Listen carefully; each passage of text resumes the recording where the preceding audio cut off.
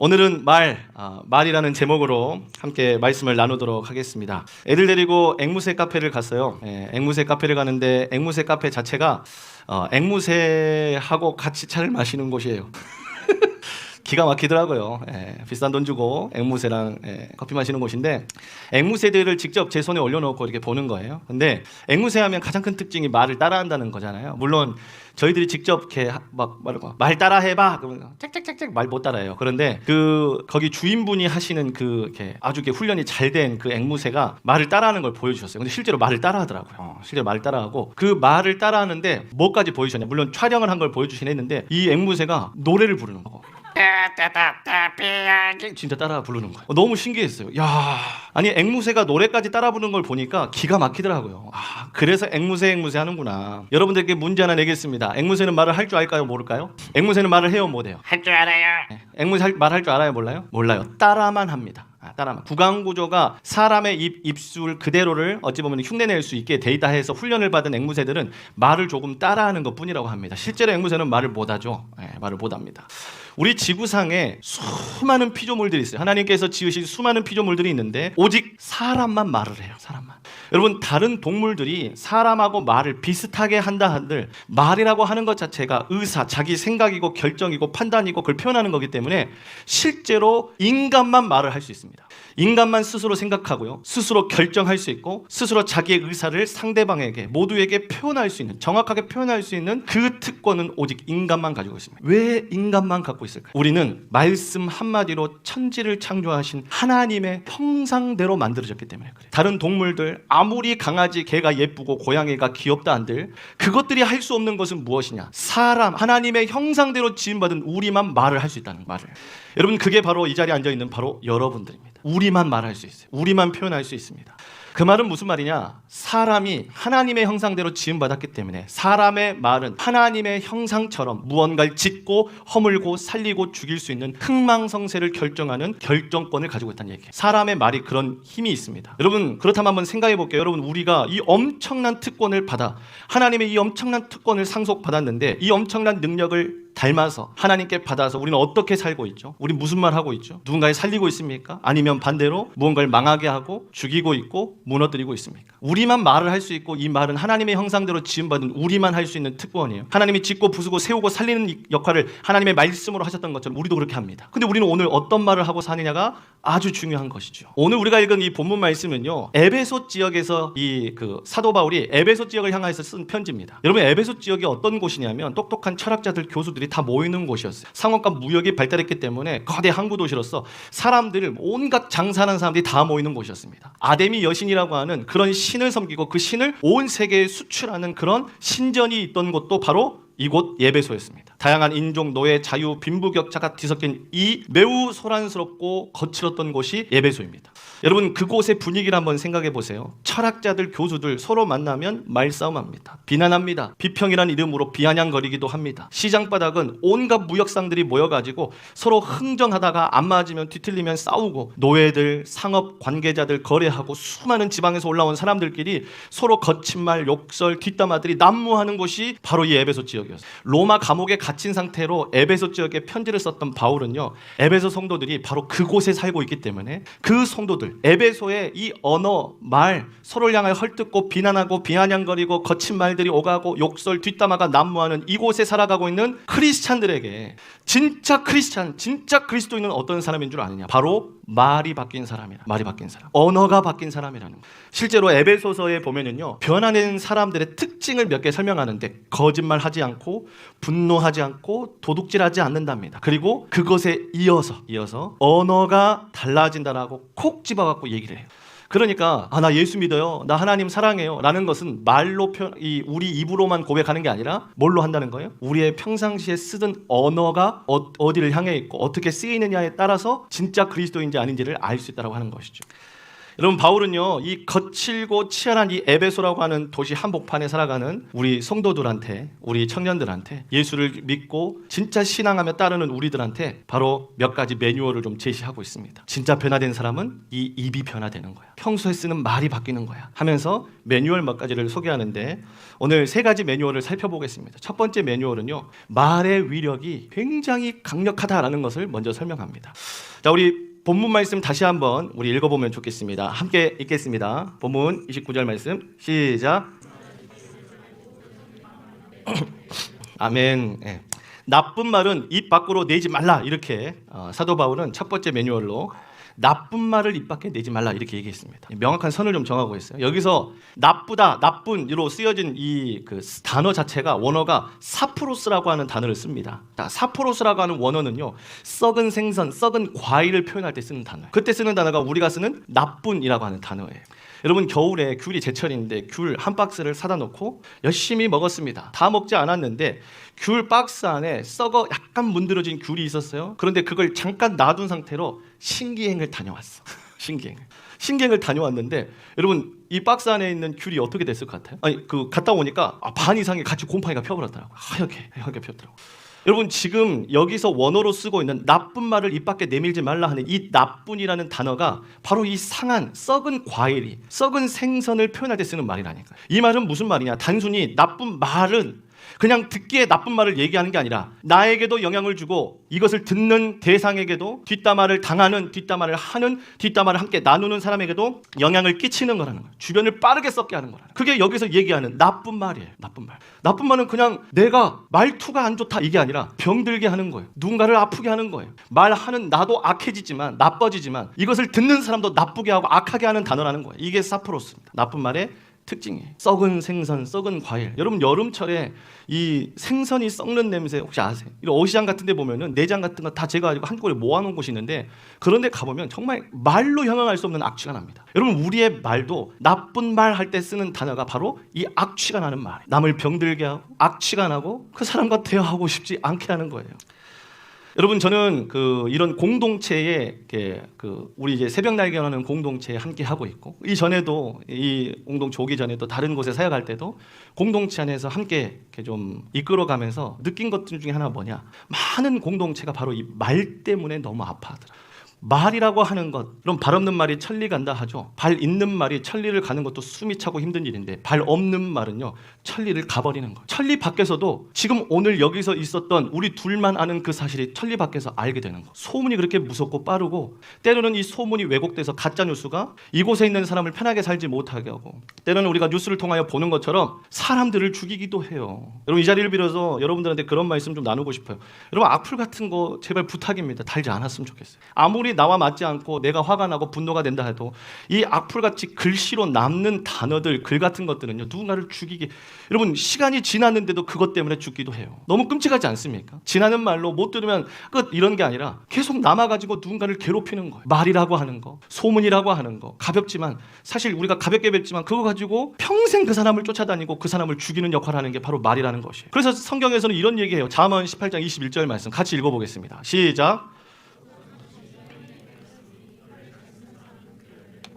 아멘. 성경이 분명히 이야기합니다. 죽고 사는 문제가 돈이 있고 없고 때문에 죽고 사는 문제 결정되지 않는데 힘들긴 하겠죠. 돈이 없으면 지치기도 하고 너무나도 괴롭기도 하고 아프기도 하겠죠. 하지만 죽고 사는 문제는 돈 문제도 아니고 자존심 문제도 아니고 질병의 문제도 아닌 바로 이 말의 힘에 달렸대요. 우리가 하는 말 때문에 죽고 사는 게 결정된대요. 실제로 우리 사회가 이런 말로 인해서 얼마나 큰 상처와 아픔을 당하는지 뉴스를 통해 충분히 볼 수 있습니다. 말 한마디로 얼마 빚 갚는다 그래요? 천냥빚 갚는다 합니다. 그런데 정말 기술적으로 천냥빚을 지는 사람도 있어요. 말 한마디 가지고 평생 그렇게 빚을 지고 사는 사람도 있습니다. 여러분 우리는요 하나님의 형상을 닮아서 우리의 말 자체가 권세가 있어요. 하나님이 천지를 창조하실 때 직접 움직여서 하신 게 아니라 하나님의 그 말씀에다가 하나님의 능력을 두어서 말씀으로 빛이 있으라 라고 하니까 그 빛이 생겨났다는 거예요. 우리는 그 형상을 닮아서 우리가 말한 대로 야 이 바보 같은 놈아 라고 하는 그 말 때문에 상대방의 그 저주를 끝까지 평생 따라가는 거예요. 그 말 한마디가.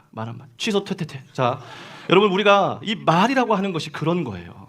여러분 말 한마디를 잘못함으로써 그 사람의 인생을 파괴하기도 하고 또는 이 말 한마디 때문에 그 영혼이 죽으려고 했는데도 살리는 역할을 한다니까요. 말이 그래요, 말이.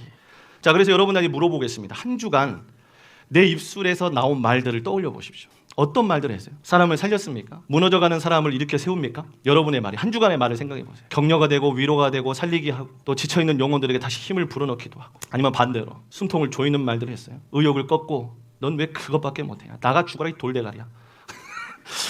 너는 이렇게밖에 생각 못해. 너는 왜 그러니? 이거밖에 안 되냐? 여러분, 우리의 말이 아무것도 아닌 것 같지만 우리가 뱉는 그 말 한마디 때문에 사람은 그 말 한마디로 그렇게 제한을 받는 거예요. 자녀를 키워보니까 자녀가 성장하지 못하고 여기서 더 발휘하지 못하는 이유가 제 말에 있더라고요. 하지마, 그만해, 멈춰. 내가 제한한 그 범위, 말로 정한 범위 때문에 보이지도 않는 사슬이 그 아이를 딱 잡아가지고 자라지를 못하게 해요. 여러분, 우리 관계도 마찬가지예요. 상대방을 제한하는 것은요, 실제로 쇠가락을 채워서가 아니라 여러분이 하는 말에 있습니다. 그게 우리의 말의 권세라는 거예요. 바울은 그 말이 얼마나 능력이 있는지 알았기 때문에 나쁜 말 내뱉지 마라 얘기합니다. 여러분, 우리가 이 말이라고 하는 것이 얼마나 중요한지 생각하고 우리가 점검해야 됩니다. 근데 문제는 뭐냐, 자기가 한 말을 이제 상대방이 이게 어떻게 들리는지 모르는 사람들이 실제로 존재하더라. 자기 객관화가 불가한 인원들도 존재하는 것 같다. 그래서 우리는요, 건강한 공동체라면 이런 부분들에 있어가지고 서로를 위하여 진정으로 사랑하는 마음에서 이런 것들을 점검해 줄 수 있는 공동체가 굉장히 건강한 공동체입니다. 저는 우리 공동체가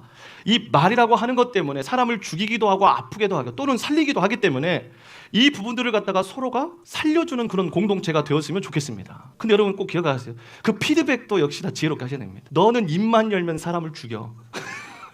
이것부터가 이미 누구 죽이잖아요. 그러니까 지혜가 필요한 거, 지혜가 필요해. 내 농담이 누군가에게 상처가 되지는 않는지, 내 솔직한 성격, 나는 솔직해서 그래. 다 널 위해서 하는 말이야. 우리는 그렇게 시작하죠. 하지만 그것 때문에 누구 죽인다니까요. 혹시라도 내가 하는 말로 인하여서 누군가가 상처받거나 아프지 않는지 상대방에게 물어보는 용기도 있었으면 좋겠고요. 그리고 그런 부분들을 갖다가 서로 사랑 안에서 점검해 줄 수 있는 그런 건강한 공동체, 건강한 목장, 우리 새벽날개 되길 주님의 이름으로 축복합니다. 그래서 물어보세요. 혹시 내가 그러니? 그럼 말로 하기 뭐하면 손가락 표현해 주세요. 많이는 아닌데 너 그래. 얘기해 주세요. 자기 객관화를 도와주셔야죠. 여러분, 그러한 사랑이 넘치는 공동체가 되길 주님의 이름으로 축복합니다. 바울이 두 번째 매뉴얼 얘기하는데요, 말을 바꾸래요. 말을 바꾸래. 바울은 단순히 나쁜 말만 하지 말라고 머무르는 것이 아니라 덕을 세우는데 필요한 말을 해라고 적극적인 변화를 얘기합니다. 덕을 세우는 말을 해. 나쁜 말을 하지 않는 소극적인 것을 넘어서서 아예 덕을 세우는 말을 해버리라는 거. 이런 변화를 도모하라 얘기합니다. 자, 여기서 본문에서 얘기했던 덕을 세운다라고 하는 이 말의 원어도 집을 짓는다 할 때 쓰는 말이에요. 집을 지을 때, 건물을 세울 때. 여러분, 집 지을 때 중요해야 돼요. 여러분, 이런 그 기둥을 세우고 이런 것도 굉장히 중요합니다. 중요하잖아요. 여러분, 우리가 이것을 꼭 건축이 아니라 우리 공동체를 세우는 걸로 예를 한번 들어봅시다. 청년부를 세우는데, 그리고 목장을 세우는데, 그리고 서로 연인끼리 또는 부부끼리 여러분 서로를 이렇게 부부라고 하는 공동체를 세운다고 한번 해봅시다. 여러분, 그때 가장 중요한 건축 자재가 뭘 것 같습니까? 저랑 제 아내랑 이 건강한 관계라고 하는 집을 세우고 싶어. 가장 중요한 게 뭘까? 제가 돈을 많이 벌어가지고 멋진 다이아 반지를 갖다가 10손가락에 다 껴주고 거기서 흘러 넘친 것을 코에다도 걸어주는, 여러분, 그런 물질적 사랑이 이 건축에 필요하겠죠. 여러분, 돈은 여러분 그 일시적으로 기쁨을 줄 수는 있지 모르겠지만 결국에는 말 한마디 때문에 그 사람을 세운다니까. 말 한마디 때문에. 여러분, 서로 관계 안에서 가장 아픈 것은 뭐냐? 돈이 없는 게 아니라 왜 말을 그렇게 해? 왜 말을 그렇게 해? 여러분, 그것 때문에 사람이 상처받아요. 아니, 같은 내용 가지고 왜 말을 그렇게 해? 사람이 피곤하고 짜증나고 화가 나게 되면은 한 번씩 툭툭 나오는 그 말. 여러분, 이 말이 왜 말을 그렇게 하고 상처를 주기도 한다는 것입니다. 여러분, 공동체를 세우는, 이 집을 세우는 데 있어서 필요한 건축 자재는 돈도 아닙니다. 내가 얼마나 실력 있냐, 스펙을 가지고 있냐, 화려한 언어 능력을 가지고 있냐가 중요한 게 아니에요. 바로 말 한마디를 어떻게 하냐에 따라 달려 있습니다. 여러분, 말 한마디 때문에 좋은 관계 다 끊어지기도 하고요, 다 끊어졌던 관계가 다 회복되기도 합니다. 그게 말 한마디에 있습니다. 여러분, 제가 실제로 있었던 안타까운 이야기 하나 할게요. 우리 새벽날개 공동체에 오랫동안에 이제 자기 개인적인 어려움으로 인해 오랫동안 교회를 못 나오던 지체가 있었어요. 근데 그 지체가 오늘 온 거예요. 근데 그 다음 주부터 또 안 나오네. 그래서 제가 아니, 어렵게 나왔는데 왜 다시 돌아갔니? 왜 안 나오니? 이렇게 얘기하니까 그 친구가 그렇게 얘기를 하더라고요. 정말 용기 내서 어렵게 왔는데 자기한테 했던 제일 첫 번째 말이 뭐였냐? 야, 뭐하다 이제 왔냐? 라는 말이었어요. 자기는 정말 용기 내서 왔어요. 자기 나름대로 진짜 살 수 있는 방법, 내가 회복되는 방법은 이 자리에 나오는 거야. 용기 내서 여기로 왔습니다. 하지만 우리들의 그 아무것도 아닌 그냥 툭 뱉은 그 말 한마디 때문에 다시 교회에 나오지 않아야 될 이유를 찾아버린 거예요. 안타깝지만 실화입니다. 우리는 이런 실화를 항상 경험해요. 여러분, 바울은요, 소극적으로 나쁜 말 하지 않는 거, 이 정도만 얘기하는 게 아니라 아예 살리고 세우고 회복하는 말을 입 밖으로 내뱉으라고 적극적으로 권면하고 있습니다. 여러분, 저는 그래서 여러분들한테 제가 인생을 살면서 지금까지 가장 하기 어려웠던 말이면서도 정작 가장 강력했던 마법과도 같은 단어를 좀 소개하고 싶습니다. 혹시 그 단어가 뭔지 아세요? 가장 강력해. 근데 나는 너무 하기 어려웠어. 평생 동안에. 이 말이 내 입에 나오기가 쉽지 않아. 그런데 이 말이 나오고 나서부터는 너무 효과가 강력하게 일어나는 거예요. 그 마법의 단어가 뭐냐? 바로 미안하단 말이었어요. 정말 신기하지 않습니까? 저는 제 목회 인생 가운데서도 그 말이 나오기가 쉽지 않았어요. 내 위치에서 그 말을 하기가 쉽지 않았어요. 여러분, 저는요 학창 시절에 나름대로 잘 나갔습니다. 쇼미더 말싸움에서 말싸움대 1위 했어요. 얼마나 말이 그냥 걸걸할 때, 입이 걸걸할 때, 얼마나 정말 말을 하고 싶은 말, 따지고 싶은 말. 여러분, 저 그냥 상대방이 예를 들어서 약간 공격적으로 말 나온다. 그러면 제 머릿속에서는 와, 그 다음 수까지 다 보이는 거야. 그래가지고 니는 어찌고 너는 어찌고 원래대 꼴레대 다 나오는 거예요. 실제로 제가 그런 말들을 듣게 되면 저도 제 입에서 발라버리고 싶은 마음이 굴뚝 같아요. 뱉어버리고 싶어 막. 그런데 그 자존심, 하고 싶은 이야기를 딱 꽂고 그랬구나. 그것 때문에, 나의 그것 때문에 힘들었구나. 미안하다. 이 말 한마디가 논리적으로 완벽하고 객관적으로 완벽하고 이성적으로 완벽한 그 어떤 말보다도 결과가 강력했어요. 제가 상대방에게 아주 논리적으로 내가 가지고 있는 지식, 내가 가지고 있는 그 갖춘 위치에서 바라봤을 때 이것 때문에 내가 그러는 거지 라고 딱 뱉어버릴 때보다 그냥 미안해. 너가 그것 때문에 힘들었구나. 미안하다. 미안해. 그 한마디가 결과로서는 훨씬 더 강력했어요. 정말 마법 같지 않습니까, 여러분? 근데 여러분, 이 말을 하기가 그렇게 어려워요. 이 말을 하기가. 저도 이 말을 하기가 너무 어려웠기 때문에 그 말이 나오기까지 굉장한 훈련이 필요했어요. 내가 잘못하지 않았고 나는 할 말이 너무 많고 이 위치에서 네가 볼 수 없는 것까지 다 보고 있는데 미안하다라고 내가 얘기해야 되는 게 쉽지 않았다니까요. 억울했고 답답했고 화가 났어요. 그런데 그 미안하다는 그 말 한마디가 내가 했던 그 어떤 말보다도 강력했어요. 여러분, 이 말을 여러분들에게 추천합니다. 여러분, 하고 싶은 말 많을 거예요. 발라버리고 싶을 때가 많을 거예요. 정말로 내가 이 말하고 저 말 해버리면 속이 시원할 것 같아. 하지만 결과는 그렇게 좋지 않을 거예요. 여러분, 진짜 결과를 가져오는 건 미안하단 말이었어요. 미안하단 말. 그래서 여러분들에게 한 가지 역으로 점검할 거 알려드리겠습니다. 혹시 여러분 관계 안에서 항상 그 관계에서 이기시는 분들 계십니까?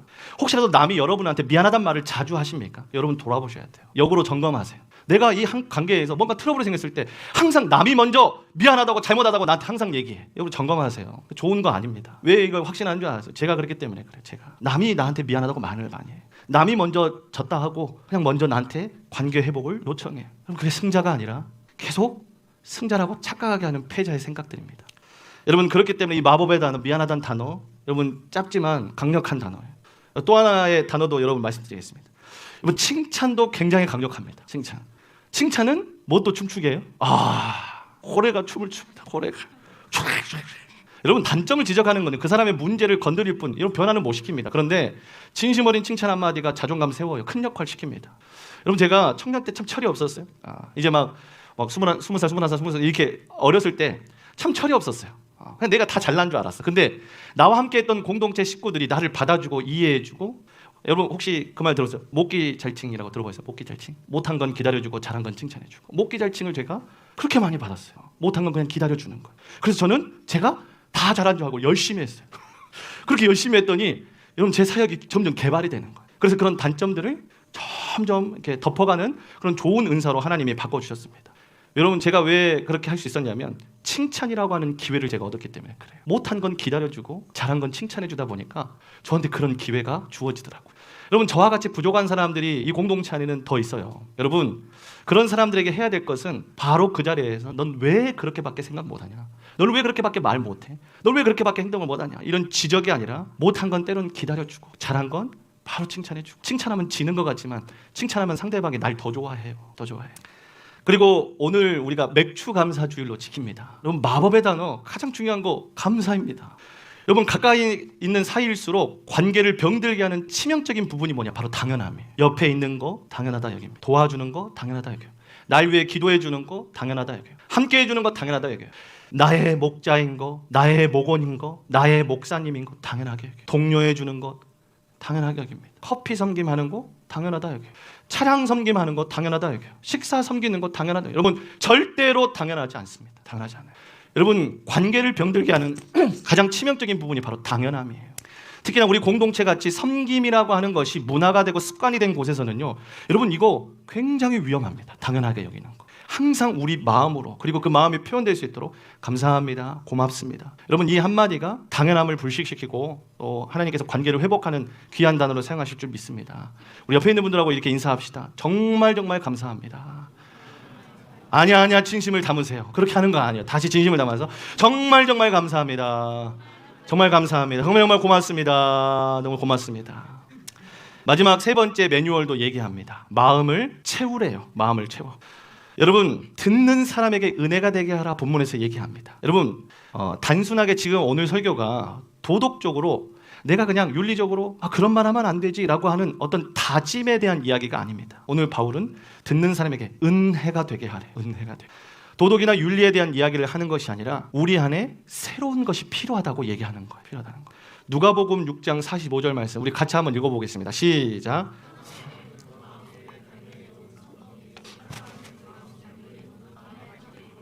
아멘. 여러분 혹시 그런 말들 간혹 하시나요? 들어보기도 했을 텐데 마음에도 없는 소리를 했다고. 마음에도 없어요. 여러분 근데 성경에서는 그런 말은 없대요. 마음에도 없는 소리는 존재하지 않는답니다. 마음에 있는 것이 나온대. 마음에 있는 것이. 네 마음 안에 선한 것을 두면 선한 것이 나오고 네 마음 안에 악한 것을 두면 악한 것이 나오대. 성경이 얘기하는 우리가 믿고 있는 진리가 그렇게 얘기합니다. 말실수요? 아니요. 말실수라는 말은 없고 마음에 있는 것을 들킨 것뿐이라는 거. 그게 말실수. 우리가 부르는 말실수란 말이 마음에 있는 걸 들킨 거예요. 마음에도 없는 소리? 아니요. 마음에 없으면 그 소리가 안 나온대. 있으니까 그 말이 나온다는 거. 여러분 좀 재밌는 요새 그런 말 해요. 극 들어보셨어요? 극. 아까 내가 그랬을 때 뭐 이 바보 같은 거 했을 때 어때? 극. 취소 테테테. 네.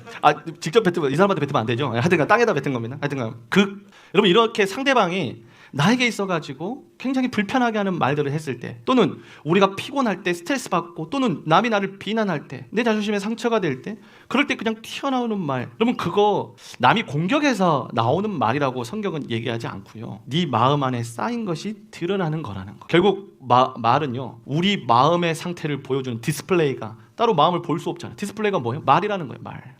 여러분 그렇기 때문에 애초부터 우리 마음 안에 새로운 것을 채워 넣어야 된다고 사도 바울은 이야기를 합니다. 여러분 우리 마음 안에 있는 것을 제대로 채워야 합니다. 채우는 재료들을 제가 좀 생각을 해봤어요.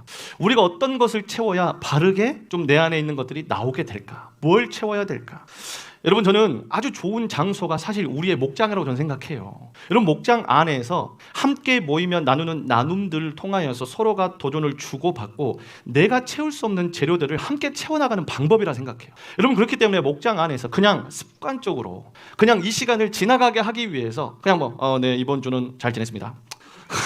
이번 주는 무슨 일이 있었는데 하나님은 아시겠죠? 여기까지입니다. 이런 식 말고 마음 안에 있는 것을 나눠보시라는 거예요. 왜요? 상대방이 그걸 나누고 나도 그것을 나눠보기 시작하면은요, 우리가 서로의 나눔 가운데서 찾아요. 때로는 내 문제를 찾기도 하고 때로는 해결책을 찾기도 해요. 여러분 그게 나눔입니다. 새로운 것을 채우는 방법 중에 우리 목장 모임이 쓰일 수 있어요. 여러분 진솔하게 서로 안에서 나눠보시길 주님의 이름으로 축복합니다. 여러분 이런 나눔들이 하나하나 내 삶 가운데, 여러분 우리가 그냥 이렇게 차단하고 그냥 예배만 드리고 왔다 갔다, 여러분 이것 가지고 정말로 우리 삶에 변화를 줄 수 있냐? 할 수도 있겠지만 쉽지 않아요. 직접 서로의 대화 가운데서 그 도전을 받아야 돼요. 그래서 우리가 항상 이 예배가 끝나고 나서 목장에 같이 이 말씀을 가지고 나누는 거예요. 그냥 듣기만 하고 마음 안에서 그래 잘 살아야지 이러고 집에 가는 게 아니에요.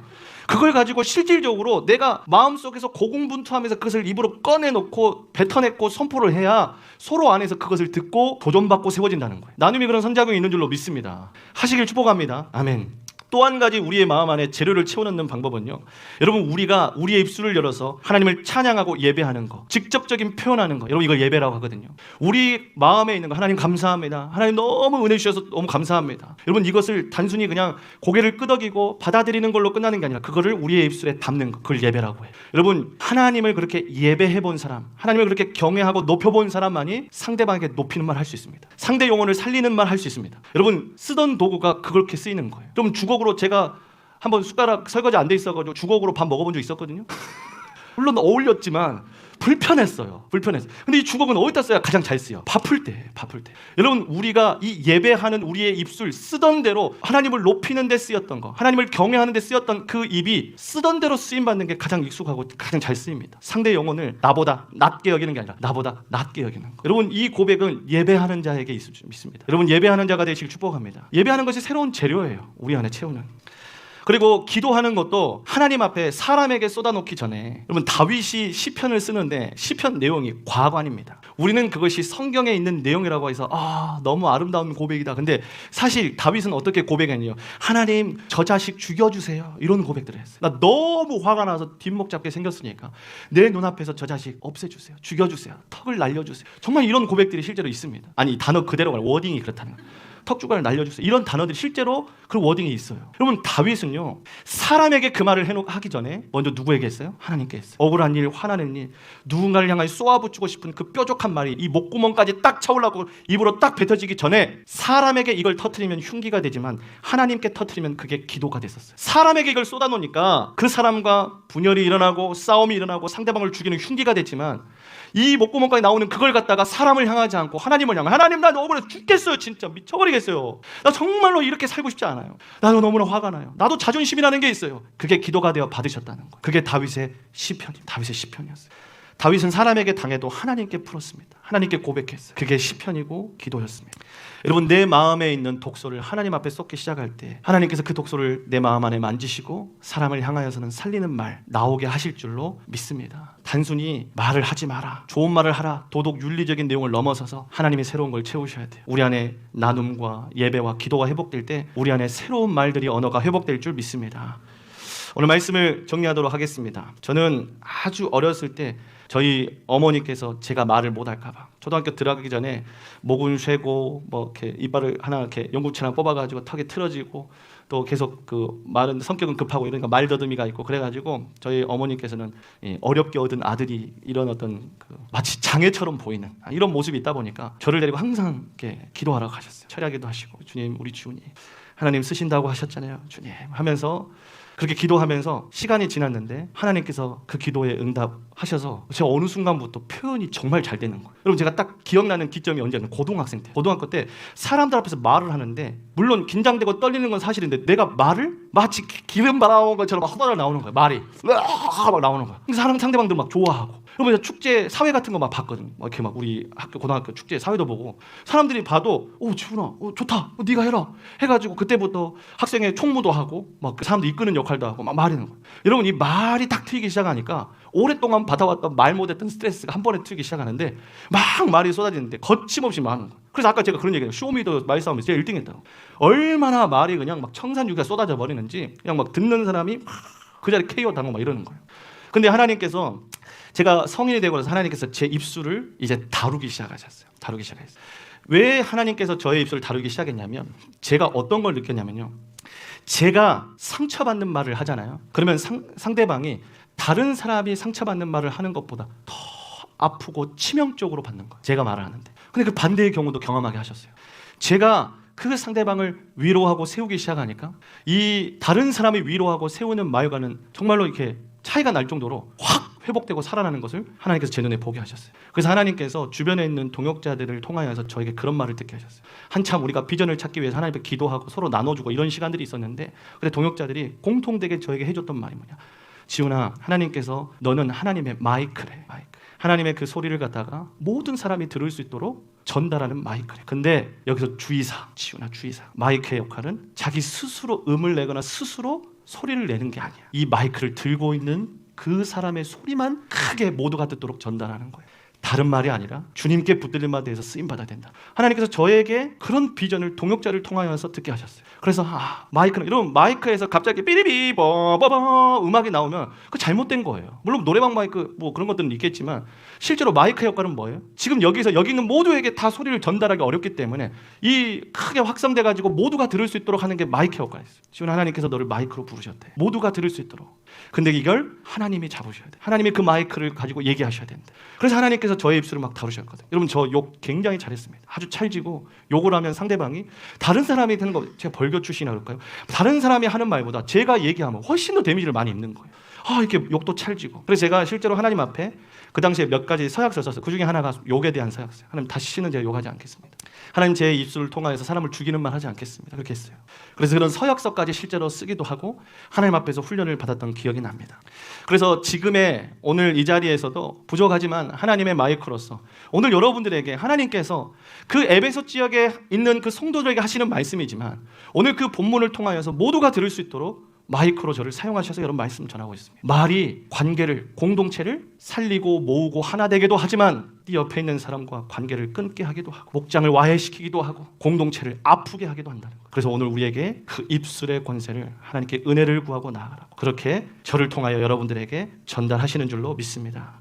우리는 하나님의 형상을 닮아서 말로 하나님을 살리는 생명의 능력을 얻게 됐습니다. 썩은 언어로 서로를 병들게 하는 이 세상 속에 속해 있는 우리에게 사명을 주셨어요. 어떤 말을 할 거냐. 너는. 세상처럼 서로 썩은 말들을 하고 디스하고 비난하고 손가락질하면서 그렇게 서로를 깎아내리고 내가 높아져야 되는 이 세상 가운데서 그렇게 살 거냐. 아니면 오늘 그 상황 가운데서도 살리는 말을 할 것이냐. 우리는 예수님처럼 살리는 사람이 되길 주님의 이름으로 축복합니다. 그리고 여러분 말로 상처 주지 않으셨으면 좋겠습니다. 생각보다 그 상처가 쉽게 회복이 안 되더라고요. 안 됩니다. 여러분 이 말 한마디가 우리 공동체를 살리는 줄로 믿습니다. 우리 옆 사람을 살리는 줄로 믿습니다. 우리 목장을 살리는 줄로 믿습니다. 우리가 만나는 그 영혼을 살리는 줄로 믿습니다.